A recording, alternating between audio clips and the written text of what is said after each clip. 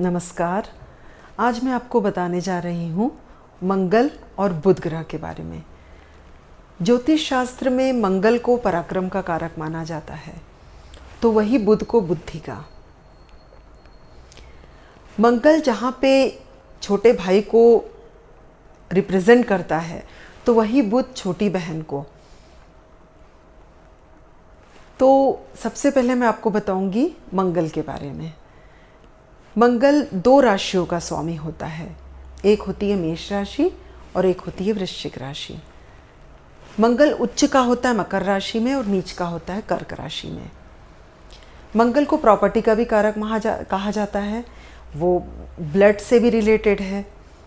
अगर जैसे आपका मंगल कमज़ोर है तो उससे ब्लड से रिलेटेड डिसऑर्डर हो सकते हैं। छोटे भाइयों का कारक होता है, तो भाइयों से नहीं पटेगी, पराक्रम में कमी होगी। अगर आपका मंगल आपकी जन्म कुंडली में पहले, चौथे, सातवें, आठवें और 12वें घर में बैठा है, तो आपको मांगलिक कहा जाएगा। तो ये शास्त्रों में कहा गया है कि मांगलिक की मैरिज मांगलिक से ही होनी चाहिए। इसके पीछे बेस ये होता है कि जो मांगलिक होते हैं वो बहुत एक्टिव होते हैं, यानी उनमें एनर्जी बहुत रहती है। तो उनका लाइफ पार्टनर भी उनको चाहिए कि वो जो उनकी एनर्जी से मैच कर पाए, इसलिए शास्त्रों में ये कहा जाता है। तो अगर आपकी कुंडली में मंगल ठीक स्थिति में नहीं है, जैसे कि अगर वो राहु के साथ बैठे हैं तो अंगारक योग का निर्माण करते हैं। शनि के साथ बैठे हैं तो ऐसा कहा जाता है कि ब्लड से रिलेटेड यानी सर्जरी, एक्सीडेंट, इस टाइप का। तो ये सब चीज़ें अगर आपकी कुंडली में मंगल कमज़ोर है या अगर आप मांगलिक हैं, तो इसके लिए आपको हर मंगलवार को हनुमान जी के मंदिर जाना चाहिए। छोटे भाई से रिलेशन अच्छे रखने चाहिए। हर मंगलवार को लाल रंग की जो गाय होती है उनको आप गुड़ खिलाइए, गेहूं का दान करिए, दुर्गा माता की आराधना करिए, ये आप कर सकते हैं।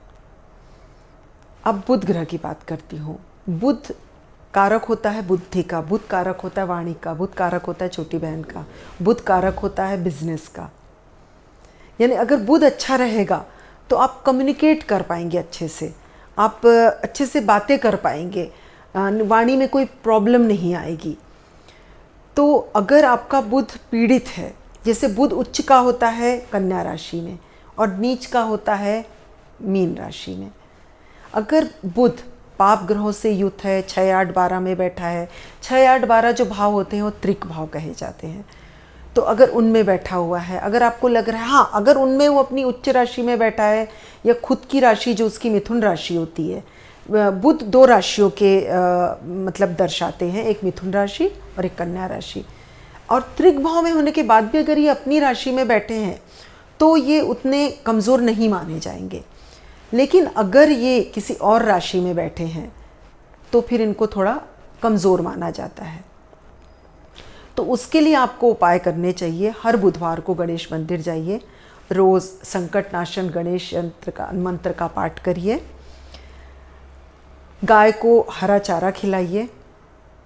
कोई छोटे जो बच्चे होते हैं, लड़के होते हैं, यानी बुध को हम लोग युवराज बोलते हैं, जो 9 ग्रहों में सबसे छोटा ग्रह माना जाता है। ये सूर्य के सबसे पास होता है। तो ये मूडी होते हैं। बुध को हम जैसे बच्चे लोग होते हैं ना, थोड़े में रूठना, थोड़े में मान जाना, उस टाइप का इनका नेचर होता है। तो इनको तो आप आसानी से मना सकते हैं। तो उनके लिए आपको जो छोटे छोटे बच्चे होते हैं उनको आप टॉफ़ीज़ दीजिए। उनको अगर गरीब है कोई लड़का, छोटा लड़का, मैंने टीनेजर या उससे छोटा, तो उसकी एजुकेशन को स्पॉन्सर करिए, पुस्तकें दान करिए, स्टेशनरी दीजिए लोगों को, नोटबुक्स दीजिए, पेन दीजिए। तो ये सब करके आप अपने बुध को अच्छा कर सकते हैं। आशा करती हूँ आपको ये वीडियो पसंद आया होगा। मेरे चैनल को सब्सक्राइब करिए, लाइक करिए, शेयर करिए। और अगर आपको अपनी जन्म कुंडली का अध्ययन कराना है तो आप मेरे से कांटेक्ट कर सकते हैं 7666771796 पे। नमस्कार।